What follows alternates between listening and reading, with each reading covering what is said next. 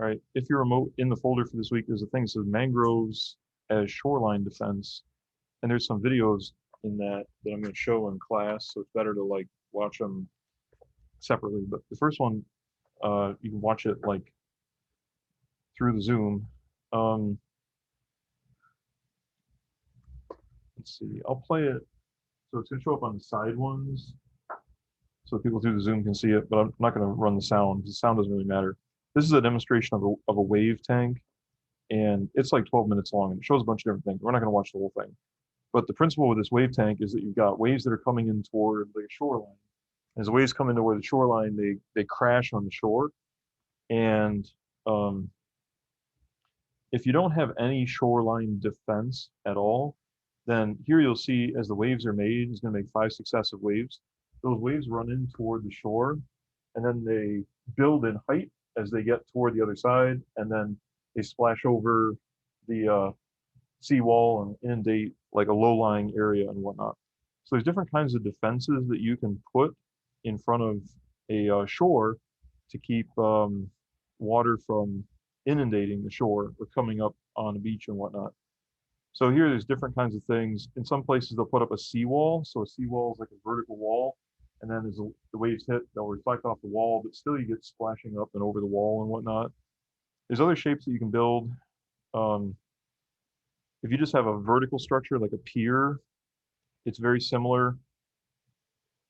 But then you can run different other kinds of shapes. So along some areas, they'll have the beach and then a sloped wall and then a seawall. And the slope wall helps to reflect a bunch of the energy back before it gets to the seawall itself. So that's another type of barrier that's used. In each of these cases, in the video, if you want to watch the whole thing, he actually collects some volume of liquid in a little beaker here so you can quantify the amount of water that comes over in each of the different cases. Another thing you can do is have a recurve wall or a return wall. And these are used in some areas too, where you put this curve shape. So when the waves rush up against here, they hit the curve and they splash back out toward the sea. And that's very effective, but it's a lot more expensive to build and they're highly susceptible to erosion. And if the water overruns it, then it doesn't really help a whole lot. But they're pretty effective as well. Here you'll see as it splashes, it'll bounce back toward the sea instead of bouncing straight up. But again, you can't have waves that are any taller than the top of the return. It's relatively effective. Other places they put in like a stair kind of shape, and but the things that are very effective in this model as physical things are you can have like rock armor. And rock armor is used around shorelines. Sometimes it's a natural defense. So sometimes there's like rocks that are outcroppings that are out in the water. And the thing about the rocks is as the wave energy hits the rocks, there's a lot of space between the rocks themselves, and you get a really, really big reduction in the height of waves. So in some places they'll put baskets with rocks out in place, and they're pretty good. But another really effective thing to do is actually to put something further out into the water that helps as a protective device. So here's like a shape that's like a pentagon shape, and it's not at the shore, but a little bit further out. So they call them seawalls or break walls. They're oftentimes used to provide protection for marinas and harbors. But one thing you'll see is that a lot of the wave energy, when it hits that structure far offshore, will bounce off the structure back out into open water, and the height of the waves, the left-hand side of the structure, is a whole lot smaller. So sometimes when you're at the beach, you might go out in the water, and then there's a sandbar that's out a ways, and that sandbar acts as a natural barrier.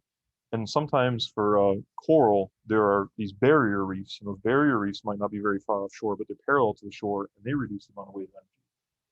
But here, as the waves hit that structure, some of the wave energy goes over the top, but a bunch of the wave energy bounces back. But you see here, none of the wave energy goes over that original seawall that was initially present. So besides physical structures that can help, there's a very, very, very important way that coastlines are naturally defended, and that's with mangroves. So mangroves, like a mangrove is the name of an area of bushes and trees that are saltwater resistant, but then there's particular trees called mangrove trees. And this video here is a very, very excellent demonstration of the effectiveness of mangroves as a shoreline defense. So this is also has a wave generator, and wave generators on the left making these pretty substantial waves. And then there's a little mangrove forest, and the mangrove forest is a little ways from the shore, and nearly all the energy from those waves, which is pretty substantial, gets really killed by the mangrove trees. And as a result, the water level doesn't substantially change, and you reduce the amount of erosion on a coast or on a shore.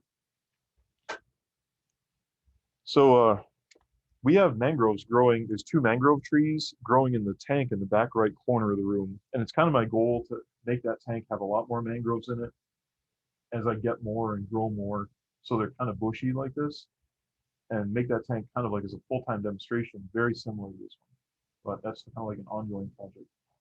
So the one here says mangroves guarding the coast and measuring mangroves explorers in the field. Those are the ones I'm going to show like in class separately. So if you're remote, it's best to watch them like on your own. These are only like a couple minutes long. This one's pretty good, but then the second one is like a National Geographic Explorer series about managing mangrove forests and their effectiveness for shoreline defense. And you'll see there's other benefits besides defending shorelines. Mangroves are very critical homes for little fish and reducing sediment load and all kinds of different stuff. They also absorb a lot of nutrients that clean water up for like sewage that runs offshore and things like that. There it goes.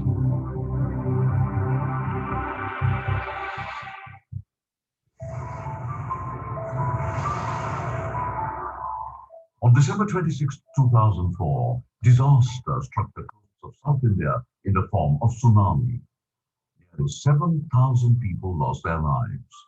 The coasts were battered and ravaged beyond recognition by the surging sea.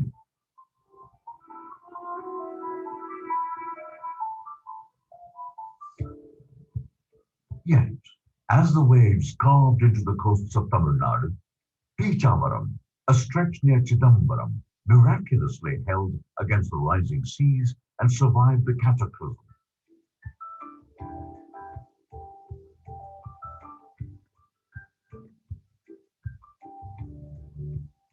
This virgin coast, undisturbed by man, was guarded by a unique ecosystem which helped diffuse the rage of the seas, the mangroves. Mangroves are clusters of diverse trees and shrubs that grow in tidal coasts. This tangle of groves, which are salt tolerant, stabilize the coastline, reduce erosion from storm surges, currents, waves, and tides.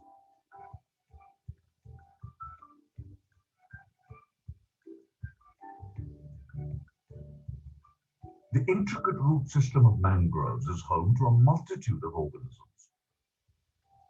Sadly, more than half of the world's mangrove forests have been destroyed by flawed developmental activities.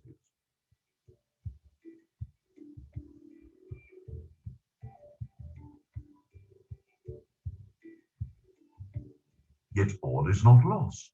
It is possible to reverse this damage and restore these vital biodiversity vaults. Small but significant efforts are sprouting up, regenerating the forests of the seashores, which is home to many. Mangroves, the guardians of the coasts. All right, here's a more complete look about the role of mangroves. So mangroves provided a huge amount of protection from a tsunami. I was in awe when I learned that my flags. Ancestry.com. That's how it works. Real rap. My mom found her sister on there. I'm on it like every day. Really? Yeah. I'm always on it. I always check. Yeah.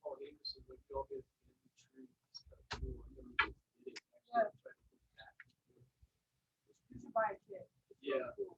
She bought one and there's some lady popped up on it and she was like, who is that? And then she asked her grandfather, he was like, oh, that's your sister that your dad never said anything about. Yeah. So she has a bunch of siblings she has no idea about. Yeah, people have found family secrets, which is kind of awkward It was sometimes. so weird when It'd she be like, found out. They have a survey for you you. That's hot. I know. All right, so listen. You had to pick a color for a binder for each of these classes. I know, but Alright. stick with me. What would it be? You don't have to tell me why. You just have to put an X down in one of those boxes.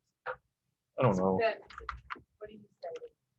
No. I'm telling you, we have to find out if there's an actual like correlation, and there is. There is. There is. 100%. Like Every if year I you follow it. say math is not blue, you're wrong. It is. I put red. It's either red or blue. Thank you. See, No, science red is green, blue. no And question, then I no said question, green green. is science, and I think yellow should be like English. Yeah. Yellow's is green. You think so? Yeah. Like, hello, For staff. we like to see Thank the you. stuff that green is always science. Oh, yeah. I put green for science. Yeah. That's cool. Let's see. Oh yeah, so like, right, people are finding people they didn't know. I have a close childhood friend who was adopted, but in a state. So every state adoption laws are different, and in some states, like if the parents never want to be known, that's it. Yeah. There's no way you as an adoptee could ever find out who your parents are. So they take an ancestry test, then it'll say, well, so it won't necessarily. So like if you give up a child for adoption, you don't want them to be found, don't take a DNA test. But if your brothers and sisters and aunts and uncles and parents do, then you know that's it. So it's not hard to figure it out. Adoption in like Louisiana or something, and there's like the guy they put on the birth certificate is a completely different person. It's one of my grand's actual like childhood friends. It was so confusing, so weird. So it is actually a family secret, not a family secret, an unknown thing to our family. My fourth paternal grandfather, like my last name is not from a From that. paternal line. It was my fourth great grandmother's last name, but she got knocked up by some guy and he took And off. And it's not known to the family who it is. But I did a Y DNA. So like what's good is because I'm looking for like my father's father's father's father, that is only passed down through the Y chromosome. So what I need to do is figure out who that is. And other men, so only men can take a Y DNA test, and other men have, and I know that I am related by Y DNA to about 300 other men who have done it. But now the problem is I need to actually build family trees for them and see where they come down to be in about the right geographic location. Because you're like, I'm looking for a guy who was in central New York about 1850. You know what I mean? Like, who is there? And then you gotta be real specific Yeah. about it, too. So the thing is, I know for about 6 or 7 generations back, but most of those people were not, you can discount them because they're like, they were all in California. So it's not them. Like, why is some dude gonna go from California in the 1850s to like New York, knock up some girl, and go back to LA? Yeah, but it doesn't happen. No, it's like you're looking for, people are very mobile today, but in the 1850s, people were not mobile. Like you grew up on a farm and you may have only traveled 10 miles in your whole life. Like whole other side of her family. It was like a big book full of like everybody, all the birthdays, everything. It goes back to the 1800s. Because they've all lived in the same spot forever. Yeah, so like it's very, very hard in modern times to make those conclusions because you can just get in a car and drive anywhere. People are very mobile, but it's much easier with older stuff. Like, you know, when you think about people moving state to state nowadays, it's kind of no big deal. But if it's the 1700s or even earlier, you literally say goodbye and you will never have contact with those people again. And you're going to a completely unknown place and you're devoting a huge portion of like all of your personal resource. You liquidate it, turn it into cash, get on a boat You never see and show up somewhere you don't know anybody there, and you'll never see the people or communicate with them. Yeah. So when you think about the kind of migration and change that we had back in the day, it's far more complicated in a lot of ways than it is now. But it makes things like on Ancestry pretty cool. There's also like a family secret I haven't quite uncovered yet, but it seems like I just uncovered one of my great grandmothers also had another kid who probably was given up for adoption because there's all these other people who were related to us through them, but it's not known to the family. So it's likely that my one great grandmother had a child who was probably given up for adoption. They have a whole bunch of kids, but they don't know. They know that they're related to us, but we don't know how. But somewhere there's like Ours is someone my just shows up. mom, my grandmother, she raised my aunt's daughter, but it turns out that that daughter was actually my mom's sister. Yeah, She was raising my mom's sister, and nobody ever said it was his sister. She was raised to think that the lady was her aunt. right. I have a close friend here in town, and who she thought were her parents were not her parents; they were grandparents. So I mean, people in That the was family common knew. back then. Like when my grandma's young, they was like if a teen girl would get pregnant, they give it to their parents and raise it as their own child. That's right. So you would be raised thinking it's your sister. It's really your mom, Mhm. and that way, I mean, the people know. Yeah. Like people in the family know, but they kind of keep it on the down low. And then when you're older, they You finally find out, tell you. or you do ancestry. Mhm. Then you're like, oh, my sister's not my sister. My sister's my mom. Then you have to have those conversations. Like, hey, mom, so I did the DNA test. They're like, uh-oh. That is so awkward. Yeah, but you know, like it is what it is. Okay, this is pretty good. This is like, oh, it says 5 minutes, but it's not quite 5 minutes because of the thing at the end. We jumped in the water and we saw many colorful fish, and it was unbelievable. So since then, I wanted to repeat that experience again. It wasn't until I turned 24 when I had the opportunity to travel all along the Baja California Peninsula, and that was the moment that I realized that I wanted to be an explorer.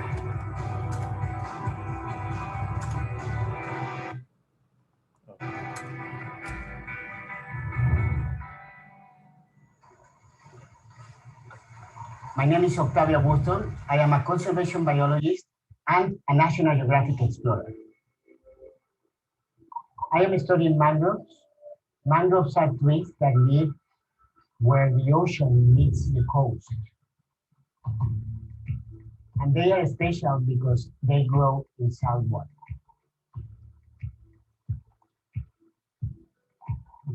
Here in Mexico, I think we have the most beautiful mangroves in all the planet. They are not only beautiful, they provide a lot of economic benefits for coastal communities. The mangrove roots come into the water and they form a refuge for many, many baby fish that they can live inside these roots like a nursery.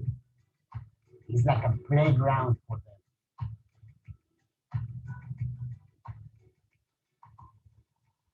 I just saw a big school of snappers and a lot of parrot fish. These juveniles only live here inside the mangrove. And eventually, when they grow up, they would supply the fish markets here in La Paz City. Mangroves protect coastal areas against hurricanes and erosion. They also filter water for many coastal towns and provide essential habitat for many species. Unfortunately, in the last 50 years, we have lost half of the mangroves worldwide. And this is because of agriculture, shrimp farming, coastal development, and pollution. The first step to help mangroves is to know how much mangrove we have in order to tackle this problem. My research involved two techniques. One is counting everything that we have inside the mangrove roots, and the other branch of our research is to estimate the cover of the mangroves. To estimate the mangrove cover, we are using drones.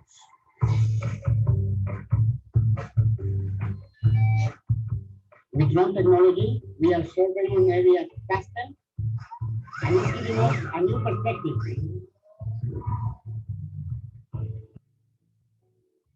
Fly at different heights, at 100 meters and 10 meters. And we take a lot of images. Later, we use all these images to create a composite image that is called orthomosaic. So you can use, or we can use these images not only to estimate the area, also the volume of the forest.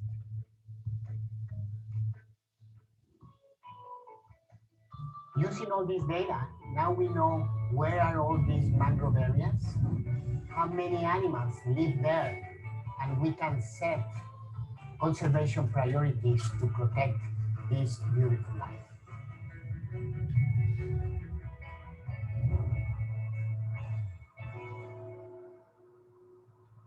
The involvement of local communities is essential to stop mangrove deforestation.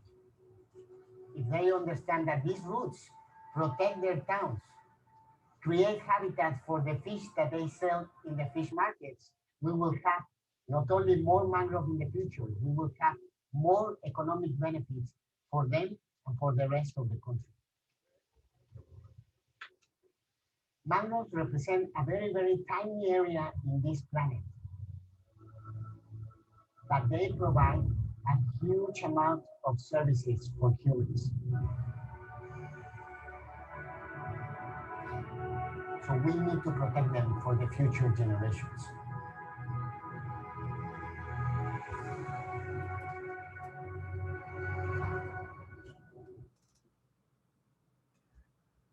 So then, around the continental United States, we have mangrove forests, and take it down here.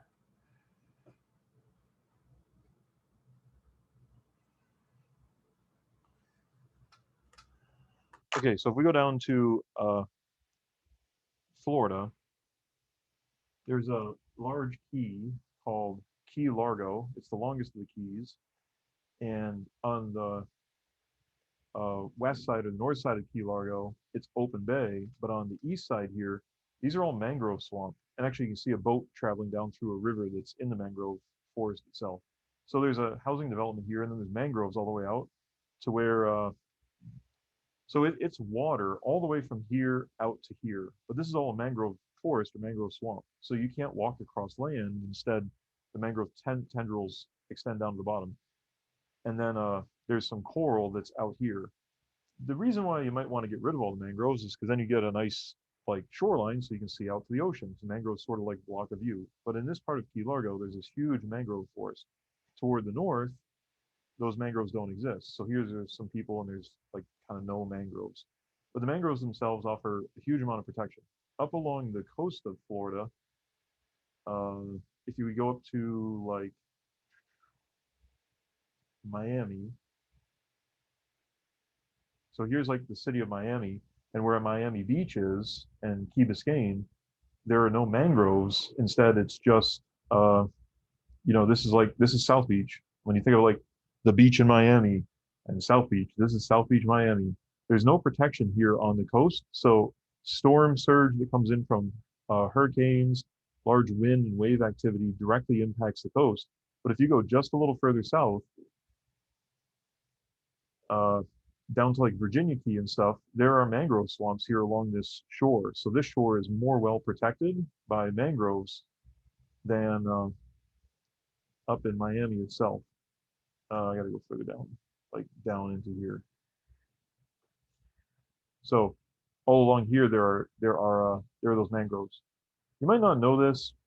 I don't know if you know, but if you can go from this tip of Miami Beach all the way up to Boston and never have to go out into the ocean, because there's a thing called the Intracoastal Waterway. I don't know if you've ever heard of that.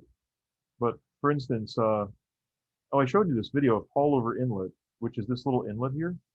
You can go into Hallover Inlet, and then if you look on this map, all the way up through here, and there's this waterway that goes north like this, and it continues up along north and just keeps on going. We've only gone like about 3 miles so far, but this waterway, here it's this river, extends all the way up to Boston, Massachusetts. You don't have to actually go out into the ocean. This Intracoastal Waterway is used to transport materials, but it's also used by pleasure boaters. And that waterway is protected by In some places, mangrove swamps. In some places, another shore, which is off the shore here. So we just kind of keep on going. You can follow this waterway all the way up. It's about 3,000 miles. So it's really like in a lot of places, it's a canal. In other places, it's shared as a river. And it just kind of keeps on going. Some places it's wide, some places it's narrow. But it's people call it the intracoastal, but it's the Intracoastal Waterway. It just keeps on going and going and going.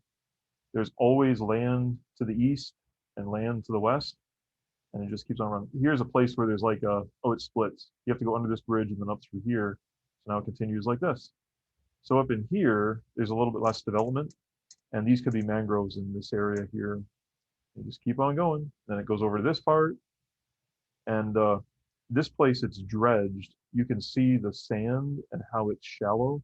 So it's shallow water here and shallow water here. This is intentionally dredged. So you go in with ships and dredge it down so that you end up with a great enough depth. So here, this coast, this barrier provides storm protection to things on this side, but we're still in the Indian River. Some of these rivers aren't really true rivers that are natural rivers, that man-made waterways, but given the name river. But the Intracoastal Waterway runs the whole way up the coast, and in some places along the coast, it's protected by mangroves. You can see it run up along this, and it keeps going up through here. So basically, you don't have to go out into the ocean to run the whole way up.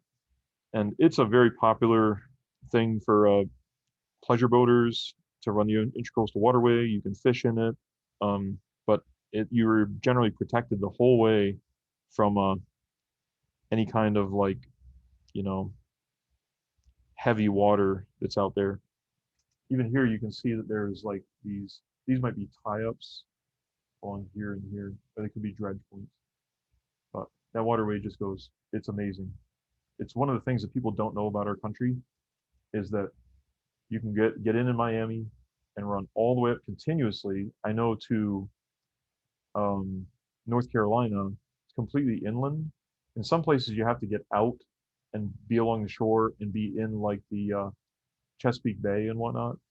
But basically, you can get all the way from Boston down to Miami, staying inland, but in a boat the whole way. That does not exist on the West Coast at all. There's no inland waterway on the West Coast. But those East Coast waterway protections are sometimes the mangroves. All right, so here's the thing about how the life cycle works. Back in the tank too, you'll see these things called propagules. The propagules are like seeds. As the trees grow, the trees drop the propagules off, and the propagules kind of float in the water, and they float along until they reach somewhere where the water is like shallow and kind of muddy, and the bottom of the propagule will stick in the mud. But the mangrove trees continuously produce these seeds or mangrove propagules. And if you go down to Florida, you might see them washed up on the beach, all kinds of different places. They're like about 10 inches long. They look like a stick, but they're really just like a seed. And then those things will stick in the mud. And whenever they stick in the mud vertically, then they'll begin to sprout. They take nutrients from whatever substrate they're stuck in, continue to grow up, develop leaves, and then the leaves undergo photosynthesis with energy from the sun and carbon dioxide from the air and water from the water.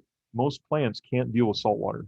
Like if you have plants or have a garden and you put salt water on it, you'll kill your plants. Most all plants cannot deal with salt water. With a rare exception are mangrove trees. And the trick with mangrove trees is they do one of two things. They're either salt excluders or salt excretors. So salt excluders are mangroves that use a membrane to allow only water to pass into the cells. The mangroves we have in the back of the room, they're called salt excretors. So one of the things I got to do with those mangroves that grow in the thing back there, and you'll see this on the leaves and on the stem of the plant, is there'll be salt like stuck on the leaves and on the wall of the plant itself. And that's because as the plant grows and uses water, it pushes salt out to its outside surface. And down in Florida, if you've ever been to Central Florida, Southern Florida, it rains regularly. Like if you go to Disney World, it rains like at least every other day, if not every day.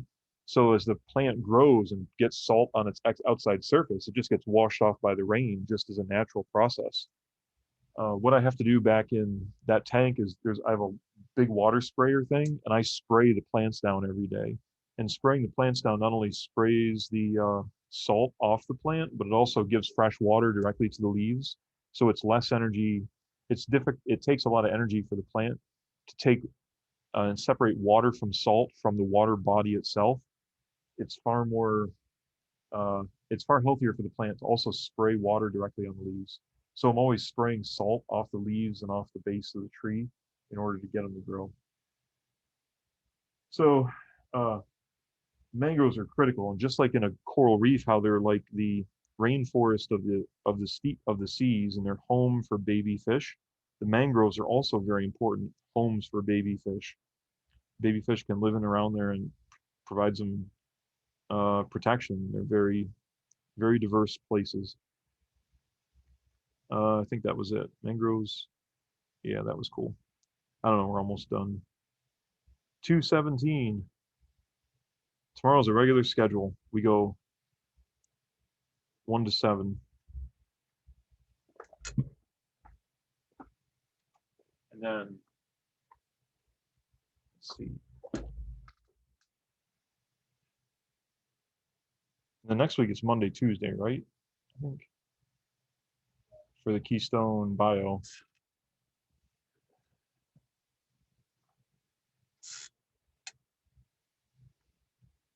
And then we repeat the crazy schedule. Like 1, 3, 4, 2, 5, 6, 7, then 1, 6, 7, 2, 5, 3, 4 on Monday and Tuesday.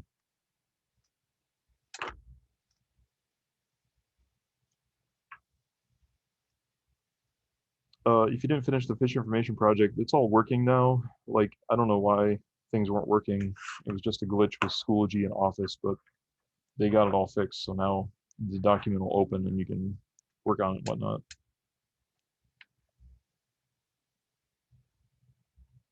Okay.